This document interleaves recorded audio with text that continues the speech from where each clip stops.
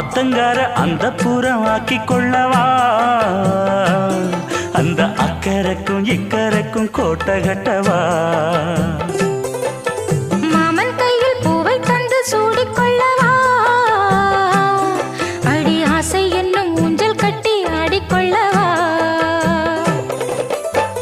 சொல்லு சொல்லு திட்டம் என்ன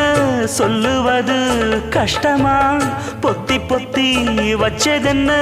என்னென்னவோ இஷ்டமா